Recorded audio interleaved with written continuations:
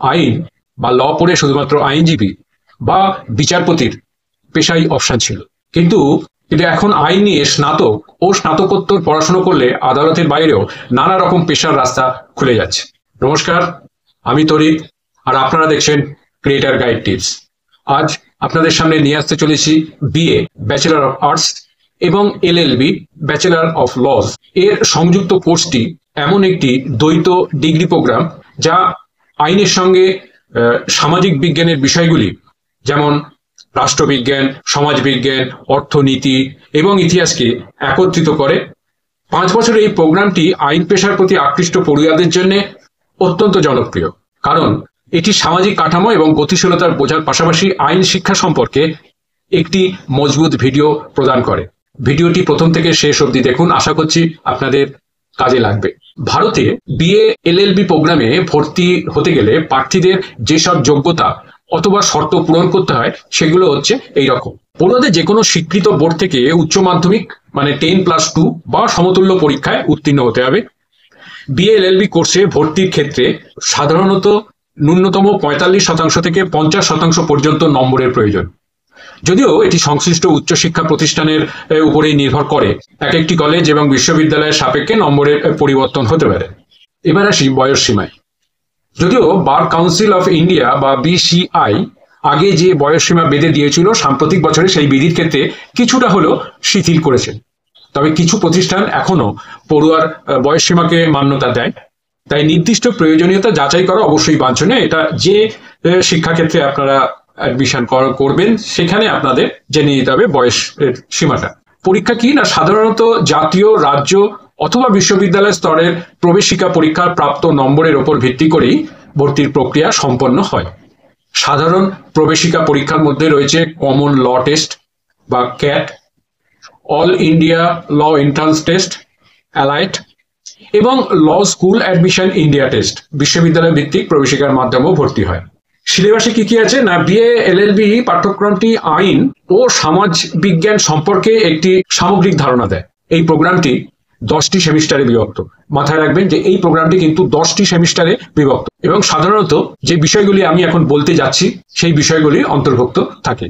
যেমন আইনের মূল বিষয়: সংবিধান আইন, অপরাধ আইন, চুক্তি আইন, পারিবারিক আইন, সম্পত্তি আইন, প্রশাসনিক আইন, কর্পোরেট আইন, পরিবেশ আইন, কর মানে income tax, sell tax, commercial tax আইন, আন্তর্জাতিক আইন, হিউম্যানিটিজ ও আন্তঃবিষয়ক বিষয়। এর মধ্যে আছে রাষ্ট্রবিজ্ঞান, সমাজবিজ্ঞান, ইতিহাস, অর্থনীতি, ইংরেজি এবং আইনি ভাষা। কিছু বিশ্ববিদ্যালয়ে মনোবিজ্ঞানও আছে। ব্যবহারিক প্রশিক্ষণ এবং ইন্টার্নশিপ, মক কোর্ট অনুশীলন, খসড়া প্রস্তুতি, পিটিশন এবং কনভেন্সিং। আইনগত গবেষণা, আইনি পেশাদার, আইন সংস্থা অথবা এনজিওর অধীনে বাধ্যতামূলক ইন্টার্নশিপ। এই প্রোগ্রামটি ব্যবহারিক শিক্ষার উপর জোর দেয়, যা পড়ুয়াদের বাস্তবিক আইনি চ্যালেঞ্জের জন্য প্রস্তুত করে।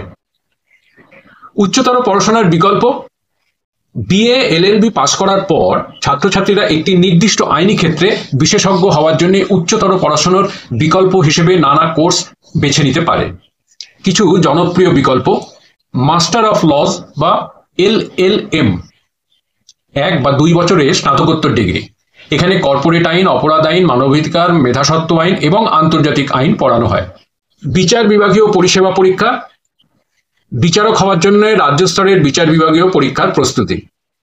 স্নাতকোত্তর ডিপ্লোমা, সাইবার আইন, কর আইন বা পরিবেশ আইনের ক্ষেত্রে সংক্ষিপ্ত বিশেষ কোর্স। আইনে পিএইচডি, যারা একাডেমিক বা গবেষণামূলক পেশায় আগ্রহী তাদের জন্য উপযুক্ত। আইনি ব্যবস্থাপনায় এমবিএ, যারা ব্যবসায়িক ব্যবস্থাপনার সঙ্গে আইনি জ্ঞান মিশ্রিত করতে চান, এটি তাদের জন্য। কেরিয়ারের সম্ভাবনা কি আছে না, বিএ এলএলবি ডিগ্রি আইন এবং আইনের বাইরেও উভয় ক্ষেত্রে বৈচিত্র্যময় কর্মজীবনের সুযোগ প্রদান করে। কিছু উল্লেখযোগ্য কর্মপথ: আইনি কেরিয়ার বা মোকদ্দমায় আইনজীবী, আদালতে ক্লায়েন্টদের প্রতিনিধিত্ব, সিভিল, ক্রিমিনাল, কর্পোরেট অথবা পারিবারিক আইন বিশেষজ্ঞ। কর্পোরেট পরামর্শদাতা, বিভিন্ন কর্পোরেট সংস্থায় অভ্যন্তরীণ আইনি উপদেষ্টা হিসেবে কাজ মেলে।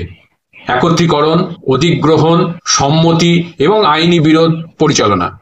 বিচার বিভাগীয় পরিষেবা, বিশিষ্ট বিচার বিভাগীয় পরীক্ষা পাশ করার পর বিচারক হিসেবে কর্মজীবন। আইনি বিশ্লেষক, আইন সংস্থা, কর্পোরেট সংস্থা অথবা গবেষণা প্রতিষ্ঠানের জন্য আইনি পরামর্শ প্রদান। সরকারি আইনজীবী বা পাবলিক প্রসিকিউটর, নানা অপরাধমূলক অথবা বিভিন্ন নাগরিক মামলায় সরকারের প্রতিনিধিত্ব। আরবিট্রেটর বা মধ্যস্থতাকারী, বিকল্প বিরোধ নিষ্পত্তি ব্যবস্থার মাধ্যমে বিরোধ নিষ্পত্তি সংক্রান্ত পেশা।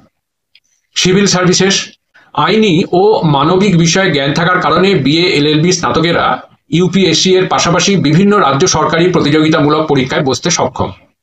একাডেমিক, এলএলএম এবং ইউজিসি নেট পরীক্ষায় উত্তীর্ণ হয়ে কলেজ বিশ্ববিদ্যালয়ে পড়ানো অথবা গবেষণা সংক্রান্ত কর্মজীবন। নীতি বিশ্লেষক, থিঙ্ক ট্যাঙ্ক বা এনজিওর সঙ্গে কাজ করে জননীতি প্রণয়ন। আইনি সাংবাদিকতা, সংবাদপত্র, ম্যাগাজিন অথবা অনলাইন প্ল্যাটফর্মের জন্য আইনি উন্নয়ন সম্পর্কে প্রতিবেদন। এই হলো আজকের বিষয়। যদি আপনারা মনে করেন যে হ্যাঁ, আজকের বিষয়টি আপনাদের কাজে লাগতে পারে, তাহলে একটা লাইক করবেন, কমেন্টস করবেন। আর যারা এখনো চ্যানেলটিকে সাবস্ক্রাইব করেননি, দয়া করে তারা চ্যানেলটিকে সাবস্ক্রাইব করবেন, কারণ আপনারা সাবস্ক্রাইব করলে এই ধরনের ভিডিওগুলো আরো আমি বানাতে পারি।